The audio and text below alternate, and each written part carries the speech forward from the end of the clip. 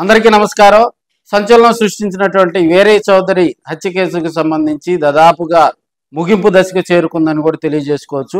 ఈ కేసుకు సంబంధించినటువంటి వివరాలను పోలీసులు ఎప్పుడైతే మీడియా ముందు ప్రవేశపెడతారని ప్రజలందరూ ఆతృతగా ఎదురు చూస్తూ ఉన్నారు. దాదాపుగా 18 రోజులు 19 రోజులు గడుస్తున్నా కూడా ఈ కేసుకు సంబంధించి అన్ని అంశాలు కొలిక్కొచ్చినా కూడా మనకి వీరయ్య చౌదరి పెద్ద కర్మనాటికి ఈ కేసుకు సంబంధించిన వివరాలు వెల్లడించే అంశాన్ని పోలీసులు పరిశీలించినప్పటికీ కూడా అక్కడ ఎమోషనల్ గా కనెక్ట్ అయినటువంటి పీపుల్ దాదాపుగా పెద్ద కర్మలో అక్కడికి వచ్చే ప్రజాప్రతినిధుల వద్ద ఎమోషనల్ గా ఇబ్బందికర పరిస్థితులు వస్తాయని పోలీసులు మరో స్టెప్ తీసుకొని పెద్ద కర్మ అయిపోయిన 2 రోజుల తర్వాత ఈ మీడియా సమావేశం ఏర్పాటు చేసి ఈ హత్యకు సంబంధించినటువంటి పూర్వపరాలు వివరించేందుకు చర్యలు తీసుకున్నట్టుగా కూడా సమాచారం తెలుస్తుంది.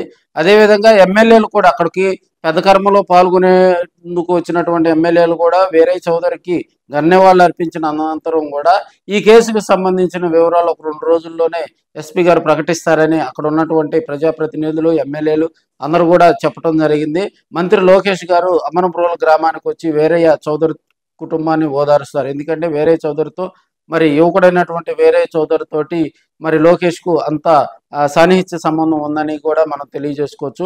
ఎవరైతే పాతదారులు సూత్రధారులుగా భావిస్తున్నారో వారి వద్ద నుంచి కీలక సమాచారం మరి పోలీసులకు చేరటం జరిగింది. దానికి సంబంధించి ఎస్పీ ప్రెస్ మీట్ లో మరి ఆ నిందితుల కోసం అయితే ప్రకాశం జిల్లా ప్రజలందరూ ఆతృతగా ఎదురు చూస్తున్నారు. వీరయ్య చౌదరి మర్డర్ వ్యవహారం ఒంగోలులో మొదలై అమ్మనబ్రోలు గ్రామం చుట్టూ తిరిగి చివరికి ఈ కేసు కొలిక్కొచ్చిందని కూడా తెలియజేసుకోవచ్చు. ఈ కేసులో పాత్రదారులు సూత్రధారులుగా భావిస్తున్నటువంటి దేవేంద్రనాథ్ చౌదరి, ముప్పా సురేష్ ఇప్పటికే పోలీసులు వారి వద్ద నుంచి కీలకమైనటువంటి సమాచారం తెలుసుకొని దాని ద్వారా దర్యాప్తు వేగవంతం చేశారని ఈ కేసుకు సంబంధించినటువంటి ఫైనల్ వివరాలను పోలీసులు వెల్లడించేందుకు రంగం సిద్ధం చేసినప్పటికీ కూడా అది ఒకరోజు అటు ఇటుగా కూడా ఈ కేసుకు సంబంధించిన వివరాలను ప్రకాశం జిల్లా ఎస్పీ వివరిస్తారని కూడా మనం తెలియజేసుకోవచ్చు.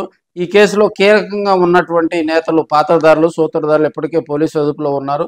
దాదాపుగా 150 మందికి పైగా ఈ కేసులో కొంతమందిని పోలీసులు విచారించి వారికి దగ్గర నుంచి కూడా కీలకమైనటువంటి సమాచారం రాబట్టడం జరిగింది. ఆ కీలకమైన సమాచారం దృష్ట్యా పోలీసులు ఈ కేసును ఛేదించేందుకు కూడా ఉపయోగపడిందని తెలియజేసుకోవచ్చు. ఎస్పీ గారి ప్రెస్ మీట్ కోసం ఒంగోలులో అదేవిధంగా ప్రకాశం జిల్లా వ్యాప్తంగా ఉన్నటువంటి తెలుగుదేశం పార్టీ కార్యకర్తలు నాయకులు ఆపోజిట్ గా ఉన్నటువంటి వైసీపీ నాయకులు కూడా ఆత్రంగా ఎదురు చూస్తున్నారని తెలియజేసుకోవచ్చు.